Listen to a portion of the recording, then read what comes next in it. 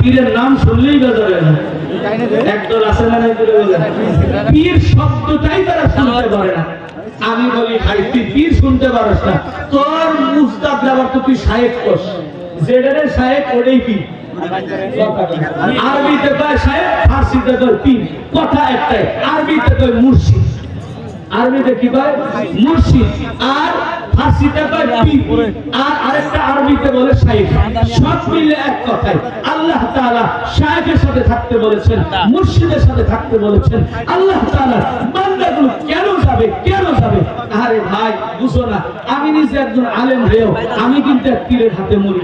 আমার শায়েখ ঢালকানগরের পীর সাহেব মুফতি আব্দুল গফফার সাহেব দামাত বরকাতুল আলিয়া, আমি তিনার হাতে বায়াত প্রতি মাসে মাসে হযরতের কাছে যাই। ভাই আমি একজন আলেম, বক্তা, সব জানি, কোরআন হাদিস ফাস্টুলাস। আমার যদি বলেন কোরআনের শুরুতে শেষ পর্যন্ত যে কোন আয়াতের অর্থ বলতে আল্লাহর রহমত আমি বলতে পারবো। হাদিস বুখারী বলেন, মুসলিম বলেন, আমি নিজে মুসলিম শরীফ পড়াই, আমি নিজে বুঝতে পারি। আমি বুখারী শরীফ পড়াই, আমি নিজে জানি, সব বলতে পারি। তারপরে মাঝে মাঝে শয়তান এমন ধোঁকা দেয়, আমি নিজে বুঝি যে আমি ধ্বংস হয়ে গেলাম। এই জন্য প্রতি মাসে মাসে আমার শায়েখের কাছে যখন যাই তখন আমার ইমানের ব্যাটারির চার্জ হয়।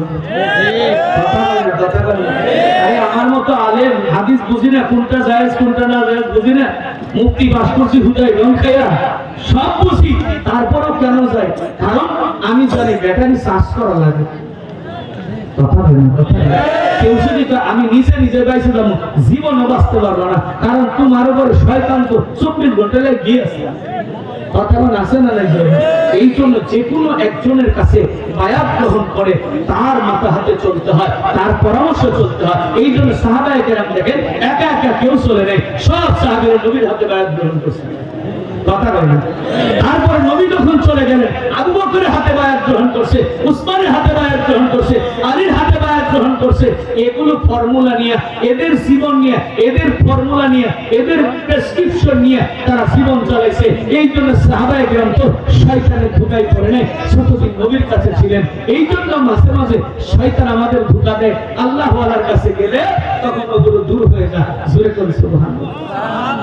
এই জন্য ভাইরা আমার মনে রাখবেন, হক্কানি পীরের কাছে যাওয়া দরকার, হক্কানি পীরের মুরিদ হওয়া দরকার, হক্কানি পীরের পরামর্শ নেওয়া দরকার।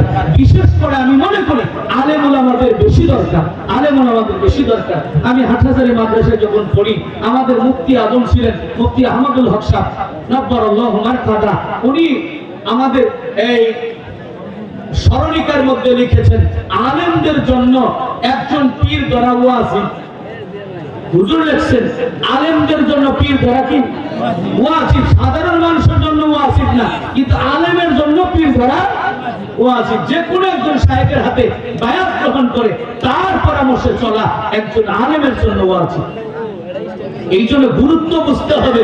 এই জন্য ভাই আমি আপনাদেরকে পায়ে ধরে যাই, চতুর্দিক দিয়ে ঈমান নষ্ট করার জন্য বিভিন্ন পায়তারা চলতেছে।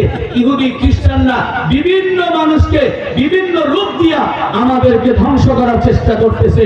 এই যে দেখেন একদল আছে হিজবুত তাওহীদ, কি হিজবুত তাওহীদ, হিজবুত তাওহীদ, ইমাম, ওদের ইমামের নাম হইল মুহাম্মদ কি বায়েজিদ খান পন্ডি উরফে বিবি বাবা, ওরফে কি বাবা বিড়ি বাবা।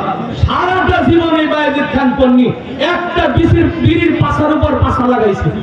তার মানে এত বিড়ি খাইছে যে যেই মানুষটা 24 ঘন্টায় বিড়ি খা, ওই মানুষটা কেমনে বড় ওলি হয় আমার বুঝে আসে না। কথা বলেন ঠিক না?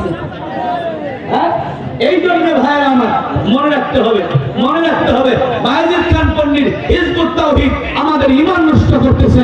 সুরে সুরে বলেন ঠিক না? ঠিক। আবার কাদিয়ানীরা আমাদের ঈমান নষ্ট করতেছে। একটু জবান খুলে বলেন তো, আমার নবীর পরে আর কোন নবী আছে? আর একটু জোরে বলেন, আমার নবীর পরে কোন নবী নাই। সুরে বলেন ঠিক না? ঠিক।